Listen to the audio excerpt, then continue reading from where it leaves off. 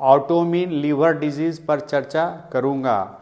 इसका क्या कारण है, क्या इसका इन्वेस्टिगेशन है और क्यों होता है और क्या इलाज है, इस पर डिटेल चर्चा करूँगा। ऑटोइम्यून लीवर डिजीज़ क्या है? तो autoimmune liver disease occurs when the body's immune system mistakenly attack liver cell causing inflammation and potential damage. मतलब हमारे शरीर में जो इम्यून सिस्टम है वो जाके गलती से लीवर सेल के विरुद्ध जाकर के काम करने लगता है एंटीबॉडी, और लीवर सेल को डैमेज करता है, इन्फ्लामेशन करता है, जिससे हमारा ऑटोइम्यून लीवर डिजीज होता है। Causes of autoimmune liver disease, autoimmune liver disease के क्या क्या कारण हो सकते हैं? The exact cause of autoimmune liver disease are not fully understood but several factors can increase the risk. मतलब कि ऑटोइम्यून डिजीज का कोई निश्चित जाकर के कारण अभी तक पता नहीं चल सका है, लेकिन कुछ चीज़ें हैं जो इससे हम लोग पता लगा सकते हैं कि ये बढ़ावा देता है। Number 1, genetic predisposition, family history and genetic factor can increase the risk. अगर परिवार में किसी सदस्य को ऑटोइम्यून लीवर डिजीज है या ऑटोइम्यून डिजीज है तो ये इसको बढ़ावा देता है। Environmental triggers, infection, toxin, certain medication may trigger the disease.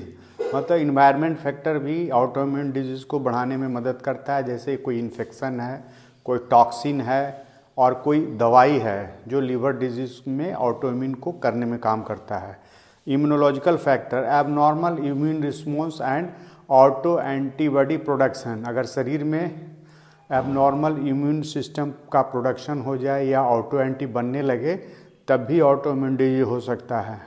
Hormonal influences, hormonal changes may play a role in some cases. कुछ केसेज में जो है ना हार्मोन के कारण भी ये ऑटोइम्यून डिजीज होता है। These factors can lead to an abnormal immune response causing the body's to attack the liver cell leading to autoimmune liver disease. मतलब ये सब जो फैक्टर है वो बॉडी में ऑटोइम्यून डिजीज का कारण बनता है और लीवर को डैमेज करता है। ऑटोइम्यून लीवर डिजीज कितने प्रकार के होते हैं? There are 3 main type of autoimmune liver disease. Autoimmune liver disease के 3 प्रकार से हो सकते हैं। एक होता है autoimmune hepatitis AIH। The immune system attack liver cell causing swelling and damage. It can affect both the children and adult leading to cirrhosis and acute liver failure if untreated. मतलब एक ऑटोइम्यून हेपेटाइटिस क्या है ना कि immune system जो liver cell को damage करता है उसमें स्वेलिंग करता है और डैमेज करता है। इस प्रकार का जो ऑटोइम्यून डिजीज है बच्चों और बड़ों दोनों में मिलता है। इसके कारण लीवर में सिरोसिस और एक्यूट लीवर फेल्यूर हो सकता है अगर इसका सही ट्रीटमेंट ना हो। दूसरा का कॉज है primary biliary cholangitis PBC। The immune system damage the liver a small bile duct causing bile to back up and damage the liver cell.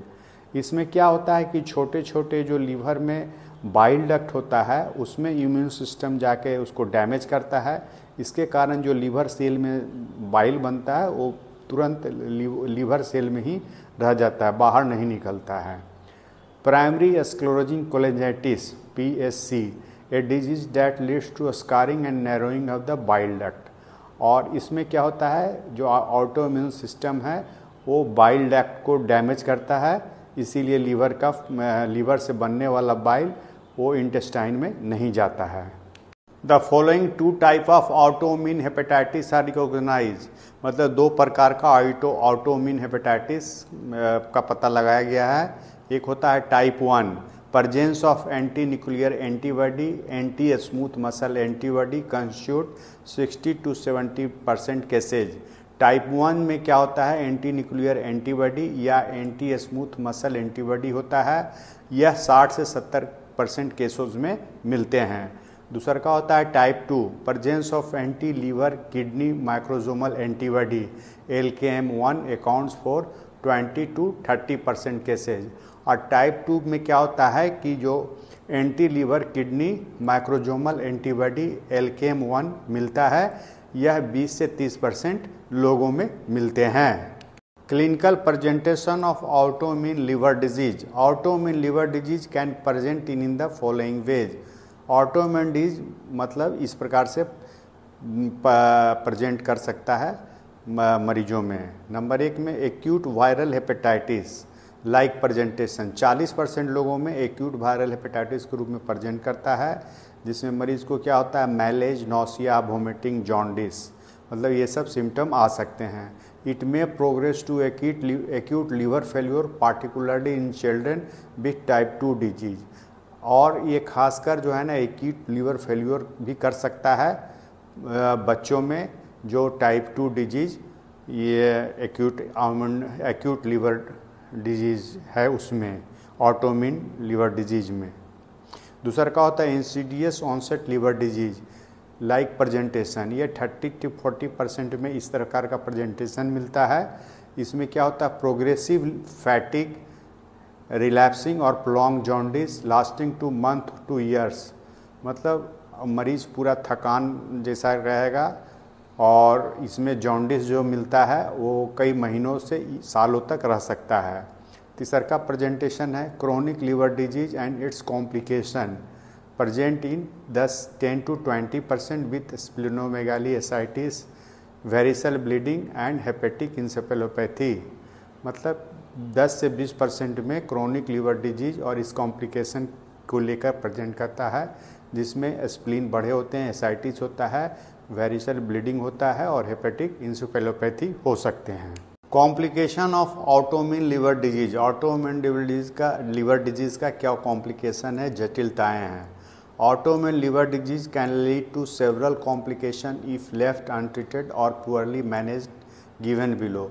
अगर ऑटोइम्यून डिजीज को अच्छा से इलाज नहीं किया जाता है तो इस प्रकार का कॉम्प्लिकेशन हो सकता है, जैसे cirrhosis, liver failure, portal hypertension, hepatic encephalopathy, increase risk of liver cancer, mall nutrition, osteoporosis, increase risk of infection. ये सब चीज़ें ऑटोइम्यून लिवर डिजीज में मरीज को हो सकता है अगर सही से इसका इलाज नहीं किया गया। Diagnosis of autoimmune liver disease, autoimmune liver disease का कैसे करते हैं। Diagnosis of autoimmune liver disease should be made after exclusion of other causes of liver disease based on the following criteria. अब इसका डायग्नोसिस हम लोग इस तरह से करते हैं कि लीवर का और दूसरा कारण नहीं है तो ऑटोइम्यून डिजीज हो सकते हैं, जैसे कि एग्जामिनेशन में उसका पॉजिटिव ऑटो एंटीबॉडीज़ मिलेगा, raised gamma globulin IgG level मिलेगा, typical histology on liver biopsy में हिस्टोलॉजी मिलेगा, एक विशेष तरह का absence of known etiology, example viral hepatitis, Wilson disease, drug hepatotoxicity और बिलियरी डिजीज़, मतलब ये चीज़ नहीं होना चाहिए मरीज में, viral hepatitis, Wilson disease, drug hepatotoxicity and biliary disease. Response to immunosuppression confirm the diagnosis, अगर कोई इम्यूनोसप्रेसिव एजेंट देते हैं और मरीज सुधार होता है तो ये कन्फर्म करता है कि इसको ऑटोइम्यून लिवर डिजीज है। Sero negative autoimmune liver disease is similar to classical sero positive cases in all aspect, और कभी कभी सेरो नेगेटिव भी ऑटोइम्यून डिजीज होते हैं, ये भी जाके प्रेजेंटेशन और सेरो पॉजिटिव जैसा ही देते हैं।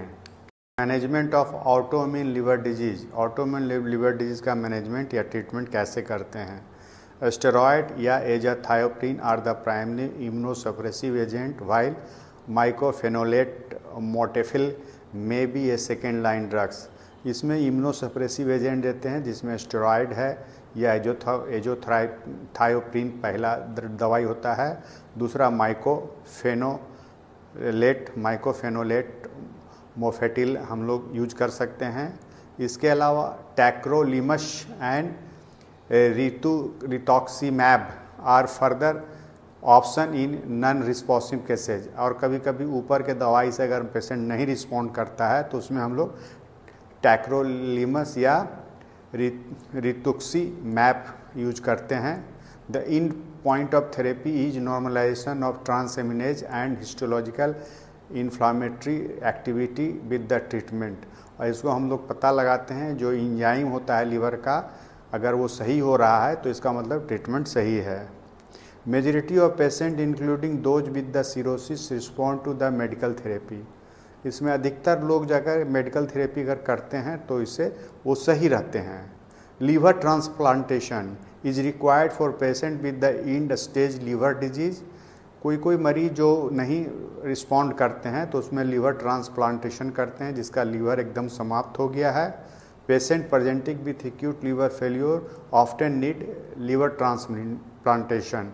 कभी कभी मरीज जो है ना एक्यूट लीवर फेल्योर में आते हैं और उनका लीवर पूरा डैमेज हो गया है तो उसमें लीवर ट्रांसप्लांटेशन किया जा सकता है।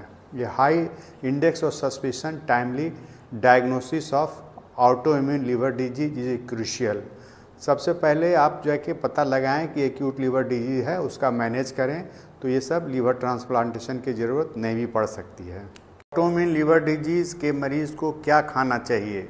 जीवन शैली में बदलाव, संतुलित आहार और लीवर के अनुकूल पोषक तत्व का सेवन, अल्कोहल और वसा युक्त तेलीय पदार्थ से परहेज, नियमित व्यायाम करें, लीन प्रोटीन, ताज़े फल और सब्जियों का सेवन, लीवर के स्वास्थ्य को सहारा देने वाले खाद्य पदार्थों का सेवन जैसे गाजर, पपीता और चुकंदर का प्रयोग करें।